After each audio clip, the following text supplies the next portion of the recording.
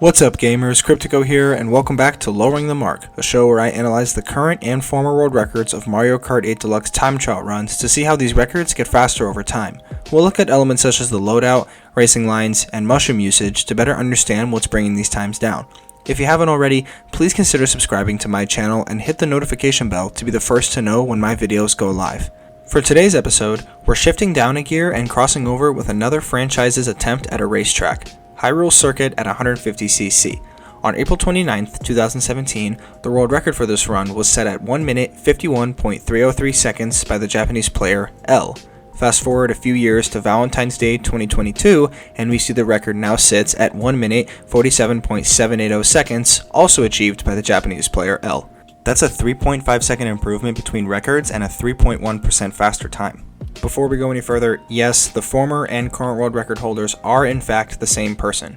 That won't necessarily matter since we're looking at the evolution of the record itself, but I just wanted to clear that up. Our former and current world record holder L has broken 80 world records across only 4 unique runs and has spent just over 1,200 days holding at least one world record.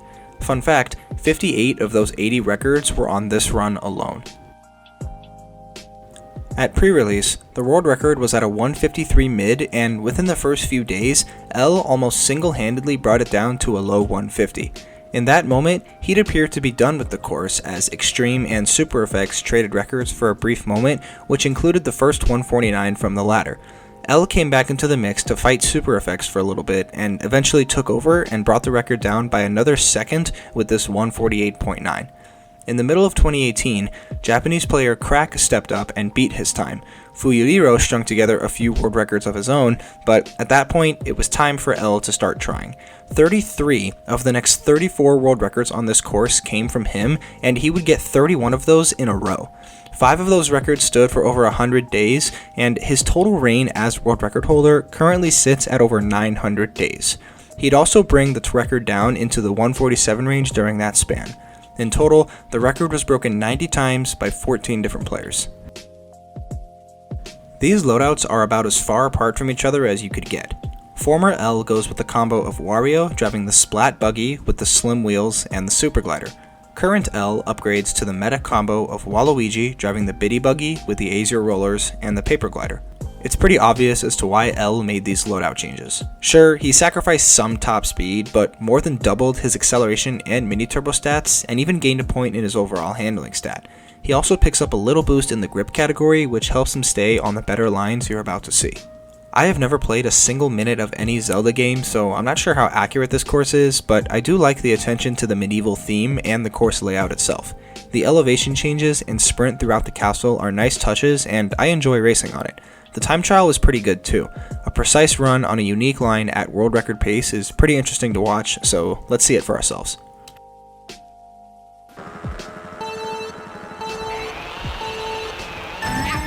Former L starts off the race with a rocket start and gets into this drift for the mini turbo he'll use to hop onto this grass patch and use his mushroom to get across. After that, he'll collect the 3 rupees and get a super mini turbo around this turn before he takes the glider. Current L hits the same rocket start and grabs that first mini turbo. What he does differently here is use the mushroom to charge up this second mini turbo and go off the ramp for a jump boost. After chaining another one, he grabs the same 3 rupees but gets an ultra mini turbo around the turn. To close out S1, he starts drifting into a mini turbo he'll use for a motion glider. Right off the bat, we see that L is clearly learning from his past records. Adding those 2 jump boosts and getting an ultra mini turbo definitely saves some time here, though it wasn't as much as it looked like. He's up on his former self by just over a tenth of a second going into S2. After tricking off the glider, it's just a straight flight down to the castle steps for former L. At the entrance, he starts charging up this long ultra mini turbo down the spiral stairs before bearing left and getting this quick mini turbo jump boost combo off the ramp. After that, he just rides on down to the next ramp to close out S2. Current L goes for this pretty easy motion glider strat across the gap before landing at those same castle steps and starts to charge up the same long ultra mini turbo. He too follows that up with a quick mini turbo jump boost combo off the ramp towards the end of the section, but not before sneaking in this additional mini turbo. Other than the glider section, L didn't really change a thing about how he approached S2. He just stuck to the basics of staying on a good line and timing those mini turbos as perfectly as he can. His lead, however, jumped up a ton after S2. as he leads his former self by over 0.8 of a second going into S3. Former L grabs the jump boost, then charges this quick mini turbo he'll use to no-item his way through this grass area. After that, he chains a normal and super mini turbo around the last turns and hits one more jump boost on his way to the finish line. Current L grabs that same jump boost and no-item shortcut through the first half of S3. He finishes the lap by chaining a normal mini turbo with an ultra one before his final jump boost of the lap as he crosses the line. Again, pretty similar approaches from both L's throughout S3, but thanks to the longer lasting Ultra Mini Turbo, he was able to build his lead over himself to over 1.2 seconds after one lap. Former L grabs that same Mini Turbo before hopping onto the grass patch and using his mushroom to cut it out. After that, he grabs his same Super Mini Turbo around the turn before the glider to close out S1. Current L was able to fit in 2 mini turbos before using his mushroom to cut out this grass patch and get the jump boost. He skips the second one and goes for a tighter ultra mini turbo around this turn and then charges his normal one for the motion glider in S2. Not much difference here aside from the different mushroom line and extra mini turbo. L's lead over L didn't jump up by much either, as it now sits at 1.3 seconds at the end of S1. Let's put these two runs side by side for a second. Here we can see how much faster Motion Glider makes this run. Both L's crossed the same gap, but the one that used Motion Glider saved about 0.4 of a second in doing so. Hopefully now you all have a real visual as of why Motion Glider works. I'll never quite understand it, but it's here to stay and it's making everyone faster. Now then, through the rest of this section, we see a tight Ultra Mini Turbo from both L's, followed by a quick Mini Turbo Jump Boost combo to close out the section, plus another Mini Turbo if you're current L. The lead now sits at over 2 seconds at the end of S2.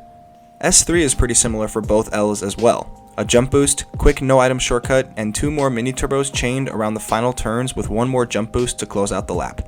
Again, most of what 2022 L is doing here hasn't changed from when he did it in 2017. He's just got a better loadout and he's using more optimized strats to put over 2.3 seconds between him and himself after outsplitting former L by 1 second. Former L closes out the race by doing the exact same thing he did on lap 2.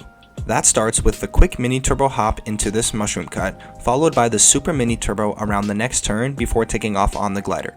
Now at the castle, he gets the same tight ultra mini turbo down the stairs before chaining a regular mini turbo and jump boost as he exits.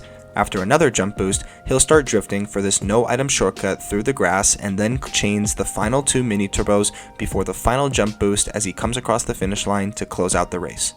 Current L also doesn't change much through lap 3. He'll chain his mini turbos, use his final mushroom to get this early jump boost, and then grab the ultra mini turbo around the turn before going for another motion glider. Once he lands, he grabs the tight ultra mini turbo down the stairs before getting his next mini turbo jump boost combo off the first ramp. He then chains another mini turbo before the next jump boost, and to close out the race, he gets the no item shortcut and chains 3 mini turbos around these last turns. 1 normal, 1 super, and then 1 more normal one before the jump boost as he comes across the line. He'd end up posting a time that was over 3.5 seconds faster than his own former world record. So by getting longer lasting mini turbos, staying on a better line, and saving 0.4 of a second per lap on Motion Glider, L was able to show up his former self and make it 31 consecutive records on this run. Over that span, he took over 0.7 of a second off this world record from all the way back in October of 2019. Just an absolutely outstanding reign on this course. The best known splits for this run are up there with some of the most impressive sets of splits I've taken a look at. L recorded all 3 of them, and 2 of which came from his own world record run. His second world record lap is the only place where he could drop some more time, and it's not even that much that can be knocked off. We definitely won't be seeing a 146 and probably won't even see a 147.6 considering how close this record is to the best known sometime. But if anyone could drop this record further, L would be the one to get that next 10th break potentially. The worldwide top 10 consists of only 3 national and continental record holders. L sits at the top, fellow Japanese player Ain sits behind him, and in third we have JXS. Rounding out the 147s in 4th is Pino, and just over that mark in 5th place is Nita-san. The bottom half of this leaderboard shares just 0.8 of a second in separation and includes players such as Army, Marf, Chiyoko, and surprisingly at the bottom, Alberto. Even though there's little separation between 1 and 2 on this leaderboard, I wouldn't bet that Ain is going to take over the top spot. L owns this run like very few are able to do, so I'd say his spot at the top is safe. Or not, I don't know. that's the end of episode 72. Hope you found it interesting. If you enjoyed this video, like and share it with your friends and comment on which course you'd like me to analyze next. Don't forget to subscribe, and I'll see you guys in the next one.